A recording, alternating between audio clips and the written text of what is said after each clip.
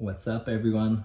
Today it's gonna be super controversial. People are gonna call me crazy. I don't really care, but today we're gonna be talking about debt and why debt is the greatest thing ever and you should get in more debt.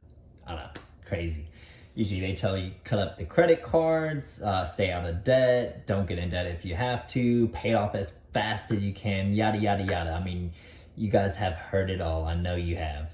I mean, I was always raised that way, told me to stay out of debt, don't do this, don't do that, and it does hold some truth. I'm not saying it's, your parents are liars or schools are liars, yada, yada, yada. But we really got to take a second and think differently. I mean, if you think about how the rich are thinking, how the banks are thinking, you think about entrepreneurs, they all use debt. And why is that? So why do they use it? Why do rich people use debt? I want to give a kind of like a couple scenarios so you guys could understand this. Let's say I got in debt, okay? It's scary, right? Let's say I got in debt $150,000.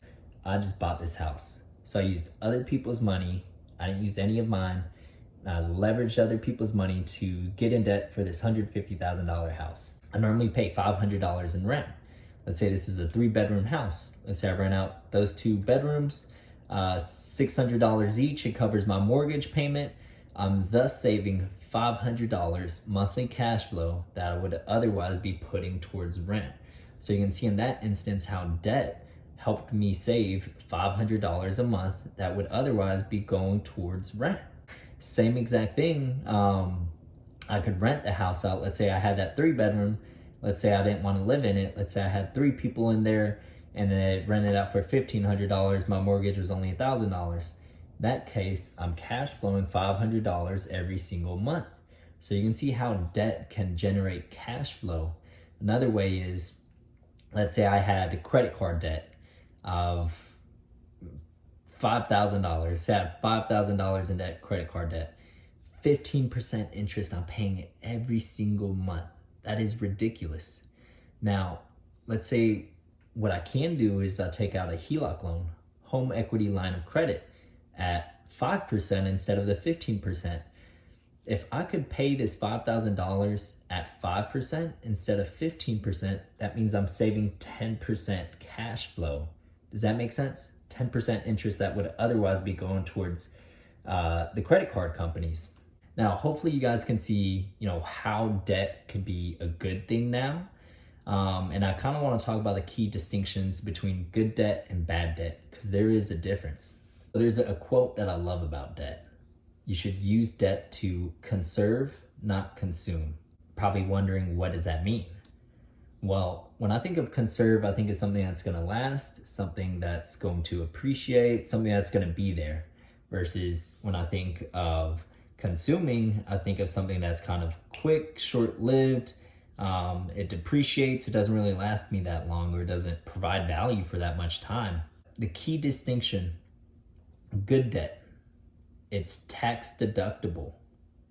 It's going to generate you cash flow. It's going to help you provide value for others, something like that.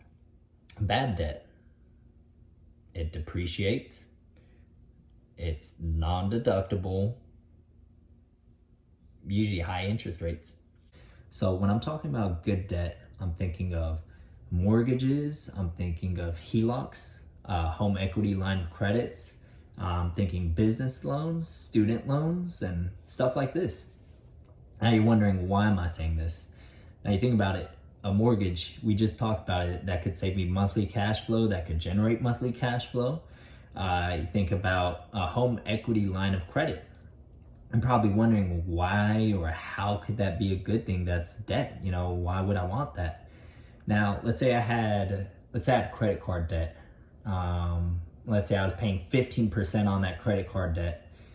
Okay. Now, if I could borrow and use my home equity line of credit, and if I could borrow at, let's say, 5% versus 15%, I'm saving 10%. So I'm saving 10% cash flow that would otherwise go towards interest towards the credit companies. So you can see in that instance, that could be good debt, leveraging other people's money to then decrease the interest that you're paying, thus saving you monthly cash flow. Hopefully that makes sense. So business loans, college loans, anything that's really going to help you provide a service for others or help you learn more, help you become better at something, something that's just going to allow you to generate more value for others. These are all really good things. And on top of that, so we talked about mortgage, we talked about business loan, we talked about HELOCs, we talked about college.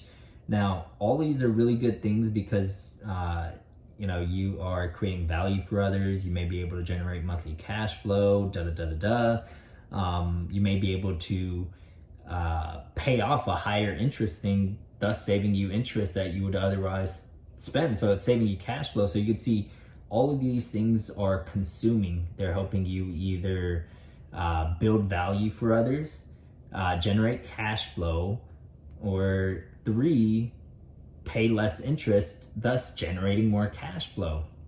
So you can see why these are considered good debt. Now, on top of that, these are all tax deductible. So you could write it off. That's instantly 30% off. You know what I mean? That's shit. It's a pretty nice coupon, versus if you look at bad debt, what are we talking about? When I think of bad debt, I think of car loans. I think of credit cards. That's pretty much all I could think of. A mortgage could be considered a bad thing too. But you think about bad debt. So we just said good debt is tax deductible, right? Bad debt, you cannot deduct it. There's no discount. You just gotta pay it. It just kind of sucks. But this is more for consuming. Think about credit cards. You're probably gonna buy some stupid shit, buy some shoes, go out on dinner you probably can't afford, who knows, probably just using to consume and not really generate. An automobile, a car, you get that new car, that car is gonna plummet in value. It's not going to appreciate, it's not gonna gain any value. Same thing with the shoes and the stuff you're buying on your credit card. It's not gonna do anything for you. It's not going to help or generate value or anything like that.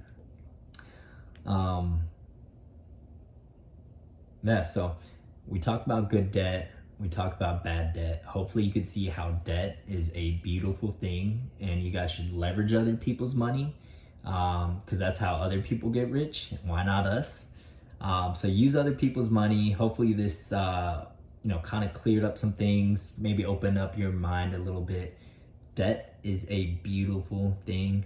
Can't wait to be in millions of dollars of debt.